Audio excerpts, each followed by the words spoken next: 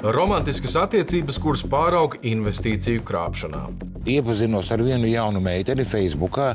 Viņa stāstīja, ka kā jau rozā brilles ir, jā, tu man patīc, sarakstījāmies. Izkrāpa naudu, kuras viņam nemaz nebija. Tūkstošiem eiro paņemti kredītos. Krāpnieks mierā neliksies līdz brīdim, kamēr jums būs ko investēt. Tie ir bieži vien radinieku līdzekļi, tie ir pārdoti īpašumi, tie ir arī kredīti. Un aizskaitīti kā palīdzība ģimenei.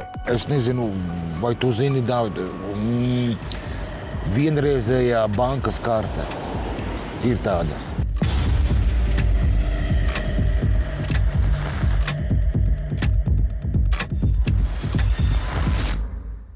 Šajā slazdas sērijā stāsts par krāpnieku hibrīda schēmu, kurā izmanto arī dažādu iestāžu un pakalpojumu vājās vietas. Vispirms pārskaitīti pāris simti, bet beigās zaudēti vairāki 10 000 eiro. Un tas viss bez banku starpniecības. Milāns atklāja, viss sākās pat jauki un patīkami. Iepazinos ar vienu jaunu meiteni Facebookā.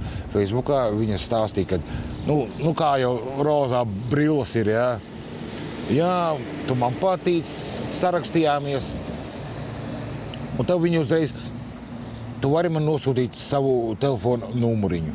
Es saku, labprāt. Kā viņa rādīja savus video, tur, saproti pats, nebūsim jau muļķīši, Tur šito te cilā, šito iet uz sporta zāli, un viss tā tālāk, tur kājas ir skaists, viss tur notiek, ne jau kā mēs tādi resni, Un aizgāja labi. Milānam izkrāpa naudu, kuras viņam nemaz nebija. Sākumā bija nepieciešams 100 eiro, lai atvērtu it kā kontu investīciju platformā. To iereklamēja viņa jaunā draudzene. Viņa man pārzvana, zini ko? Es esmu tādā kompānijā, Fond Millennium, un es tur labi pelnu, attiecīgi, kur viņa strādā, attiecīgi vēl pienāk, es saku, pie sevis tā domāju, varbūt arī tu strādā savu darbu kā tādu, un plus arī tu varēji papildus nopelnīt tur 2000, 5000. Līdz pat 10 000. Kuru tas neievilks tur iekšā, bet tikai jāsamaksā 100, un ar to viss sākās. Bet valsts policijā saka, ļoti populārs scenārijs un jau diezgan sena schēma. Tu jau redzi tās sievietes vai vīrieša sociālo profilu, kā kungs minēja, tur fitnesa zāle, skaista sieviete, luksusa klases dzīvesveids, forši vai ne? Un gribi tāpat? Jā, tu man esi te labs draugs, jau kļuvis par šo mēnesi, kamēr mēs sarakstamies, es tev atklāšu noslēpumu. Tikai nevienam nestāsti. Citreiz arī ir tā, ka nevienam nestāsti, man tur radinieks vai brālis vai kāds paziņas strādā kaut kādā finanšu institūcijā, kurā tad ir iespējams veikt investīcijas, un es tev atsūtīšu, un no sākuma visu iemācīšu, visu pastāstīšu, tu neuztraucies, tev nekas nebūs jādara. Parasti gan ir sākums tas $250. Milāns aizskaita viņam prasītos 100 eiro, it kā lai atvērtu investīciju kontu. Krāpniekiem jau šajā brīdī ir gana daudz informācijas par Milānu, gan par viņa interesēm, gan finansiālo stāvokli. Arī kā viņu pārliecināt, ka investīcija strādā. Viņi atsūtīja tikai tādas kā bildītes, nevar jau ticēt tām bildītēm, Bildīt atsūtot. Sarkanais aiziet uz zemi, zaļais iet uz augšu. Citos krāpšanas gadījumos ir bijušas pat krāpnieku pašu veidotas telefonu lietotnes, kurās var redzēt, kā līknes mainās un šķietami peļņa aug. Šajā reizē krāpnieki sūtīja attēlus ar pašu radītiem cipariņiem un līknēm. Neatkarīgi no tā, vai līknes kustās vai nē, jāatcerās, ka, piemēram, pašas akcijas parasti nemēdz pēkšņi kļūt 3 reizes vērtīgākas. Ir īpaši lielu un zināmu uzņēmumu akcijas, bet krāpniekiem patīk izmantot atpazīstamus zīmolus. Ielikt to 100, viņi pārveidot arī kriptovalūtā, un tad vajag arī vairāk, lai tu pelnītu, Viņi man piezvana vēlreiz, es saku, es klausos, tagad vajag kaut kādu 2000 vajag iegūt, tāpēc, ka attaisījās Tesla, Tesla mēs labi zinām. Viņiem tur kaut kāds tur mārketings, un tagad te var ieguldīt, un tagad te procenti augs un augs. Un domāju, labi, 2000, davai uz priekšu. pēc dienas, zini, tagad nav 2000, bet tagad tev jau 5000. Kaut ko vēl vajag ieguldīt, vēl kaut ko. Es saku, cik te var guldīt? Es saku, bet man to naudiņu vajag. Un tagad sākās tā problēma. Tu zini, kā, un sākās šitie tev, jā, tas šķebināšana, jā, un tā tālāk. Mēs kaut ko nevaram, kaut ko nemākam, jā, pēkšņi. Te mēs mākam, te mēs nemākam. Izņemt nevar, bet ieguldīt tas jādara vēl un vēl, jo tad būs vēl lielāka peļņa. Milānam sola krāpnieki. Krāpnieks mierā neliksies līdz brīdim, kamēr jums būs ko investēt. Tie ir bieži vien radinieku līdzekļi, tie ir pārdoti īpašumi, tie ir arī kredīti. Un tieši tā notika šajā gadījumā. Cik tev sanāk tās summas no personīgajiem iekrājumiem un cik tev sanāk kredītos paņemts un aizskatīts prom? Viss kopā, cik es varēju, arī vecāki man piepildīja, no sākuma viņi to nezināja. Ja? Es slēpu. Vecāki man aizdeva 4000. No tiem, reiķinot, ja? Tad tā starpība, ja? 20 000. Viss kopā. Tātad 4000 no vecākiem un 16 000 kredītos. Brīdī, kad Milāns ņēma kredītus, viņam stabilu ienākumu nebija, bet viņam kredītus deva. Dažu dienu laikā vairāk uzņēmumi. Ik pēc pāris dienām, tā, plus mīnus. Protams, tu līdi kompānijās iekšā, es ielīdu tādās kompānijās, jau tie dali, jā, un Avafin, jā, kas mums ir tās kredīti iestādes banknotē, jā, un tā tālāk.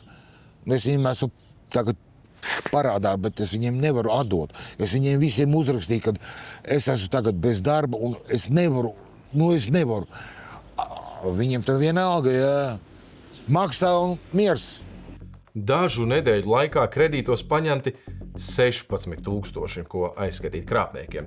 Kā Milānam tas izdevās? Jo kredītu devēji vismaz teorētiski pārbauda maksātspēju un šeit sarkano karogu netrūkst.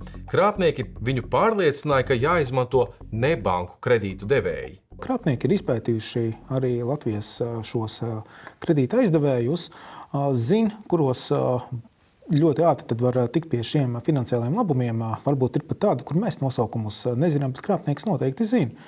Un viņš var aizpildīt jums. Ja jūs nevarat aizpildīt, viņš uzinstalēs jums kādu Atlantas piekļuves programmatūru datorā, varbūt jums nav pietiekami zināšanu, kā to izdarīt, un palīdzēs jums aizpildīt kredīta pieteikumus. Šo uzņēmumu uzraugs vismaz pagaidām ir nevis Latvijas banka, kā tas ir lielajām komercbankām, bet patērētāju tiesību aizsardzības centrs. Un ilgu laiku šis kreditēšanas veids bija ļoti ērts krāpniekiem. Līdz pērnā gada rudenim ne banku kreditori varēja ziņas kredīta informācijas biroja datubāzē iekļaut ne vēlāk kā 10 darbdienu laikā. Jeb, ja kredīta devējs nebija čakls, 10 darbdienas tā informācija, ka Milāns krāpnieku mudināts ņem vienu kredītu aiz otra, varēja arī nekur neparādīties, un katrs nākamais kreditors tika aizdod vēl. Ik pēc pāris dienām, tā, plus mīnus. Protams, tu līdi kompānijās iekšā, es ielīdu tādās kompānijās, jau tie dali, jā, un Avafin, jā, kas mums ir tās kredīti iestādes banknotē, jā, un tā tālāk. Šobrīd informācija kredīta reģistrā arī nebanku kreditētājiem jāiesniedz 3 darbdienu laikā. Patērētāju tiesību aizsardzības centrs mums norāda, ka tagad vairums uzņēmumu informāciju aktualizējot pat 1 darbdienas laikā. Bet veids, kā Milāns naudu skaitīja krāpniekiem, arī ir neierasts. Es nezinu, vai tu zini, Dāvid, vienreizējā bankas karte ir tāda. Es nezināju, ka tāda ir vispār. Tā ir tā kā dāvanu karte. Sākot no 50 līdz 300 eiro. Lūdzu, tu iemaksā naudu, viņi tev izmaksā šito te, iedod šito te un pārsūti. Un kā pārsūtīt tikai vienu reizi. Vienreizēja bankas karte. Cietušais mums parāda šādu bildi. Naudas pārskaitījums ar mērķi palīdzība ģimenei. Tas ir tikai viens no maksājumiem. Milāns gāja, ņēma kredītus un skaidru naudu nesa uz šo e-Lats filiāli Sarkandaugavā. Tajā palīdzēja naudu aizskaitīt, ņemot vērā, ka viņam pašam caur savu bankas kontu to izdarīt neizdevās. Dažos brīžos viņa banka pat skaitīšanas mēģinājumus atpazina kā iespējamu krāpniecisku maksājumu. Labdien! Var arī tikai skaidru naudu aizsūtīt, kad tajā galā kāds paņem skaidru naudu? Jā, protams, gan MoneyGram, gan Rio. Jā, tur ir, apskatiet, MoneyGram un RIA komisijas nauda jāsaņem skaidrā vai uz kontu.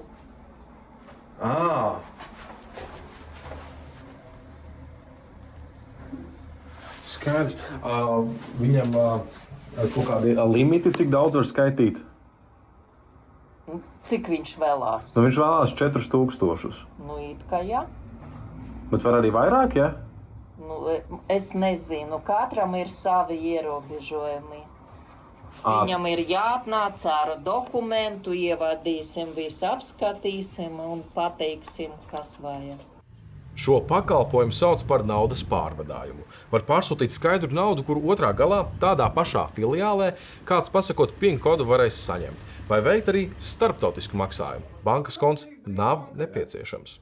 Tas nav banka. Tas ir transakcijas kompānijas.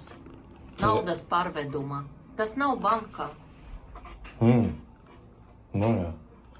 Bet tad jau naudas izcelsmi var nepārbaudīt, ne? Nu, es nezinu. Es jums vēl pārreiz pateiktu. Jūs atnāksiet, es redzīšu jūsu dokumentus. Visur visu ievadīšu. Tad man atrakstīs, vai vajag, vai nevajag, kādu anketu vajag. Kam jūs sūtīsiet šo naudu? Nav kaut kāds krāpnieku risks? No banka? Nezinu, tā kā tam pašam pakalpojumam. Tas vajag uzprasīt bankām. Vai jūs varat droši pārsūtīt? Šo uzņēmumu darbību gan uzrauga Latvijas Banka. Uz to arī devāmies ar jautājumiem. Neraugoties, ka uzņēmuma darbiniece paskaidrot neko daudz mums nevarēja, šāds pakalpojums tiekot uzraudzīts. Tāpat nezināms izcelsmes naudu pārskaitīt nevar. Savu veidu problēma tur varbūt ir, ja? Bet šeit jāatcerās, ka visas šīs finanšu vienības tiek uzraudzītas. Ja? Viņas nav pašplūsmā. Viņam ir jāievēro tās pašas prasības kā bankām.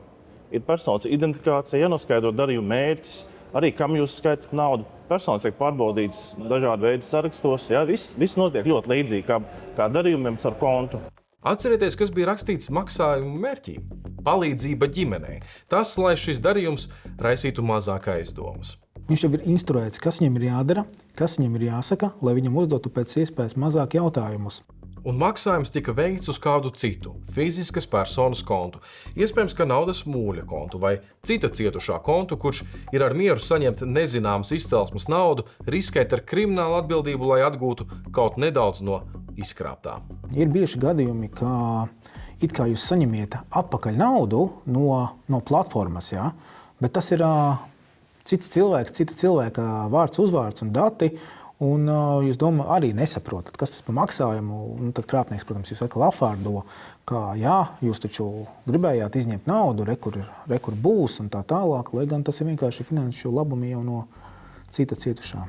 Arī Milāns pats vēl var tikt ierauts kādā krimināllietā. Viņš krāpniekiem vairāk kārt sūtīs savu dokumentu attēlus, pasi, ID karti. Krāpnieki iestāstījuši, ka dokumentu attēli ir nepieciešami, lai viņi pārliecinātos par Milāna identitāti. Viņš arī saņēmis dažādas dīvainas anketas, kurās prasīts ar vien jaunas fotogrāfijas ar sevi. Dokumentu attēli, fotogrāfijas, krāpnieku rokās tā ir iespēja uz Milāna vārdu reģistrēt, piemēram, kontus naudas atmazgāšanai finanšu iestādēs ārzemēs. Dokumenti var tikt izmantot arī citu noziegumu veikšanai. Tā sauktajā tumšajā internetā par cilvēka identitāti noziedznieki ir gatavi maksāt prāvas summas. Milāns uz policiju nav devies un par krāpšanu nav ziņojis, bet krāpnieki mierā neliekas. Viņi turpina sazināties ar savu upuri, izlieks par advokātiem, dažādām tiesību sargājošām institūcijām, kurām esot izdevies atgūt Milānam izkrāpto naudu. Un te uzrakstīts, ja, mēs atradām jūsu 20 000, ja. Zinu, kur jums ir, ja, kāpēc jūs nedabūjāt un tā tālāk. Tikai tāds sniegs jāsamaksā vēl 2000, lai šo naudu pārskaitītu uz viņa bankas kontu. Un, protams, arī šie izpalīdzīgie naudas atguvēji ir krāpnieki. Paldies, ka skatījāties. Uz tikšanos pēc nedēļas, kad dosimies uz Rīgas centrālu cietumu runāt ar krāpnieku, kurš zvanīja un apkrāpa Latvijas iedzīvotājus. Visu labu!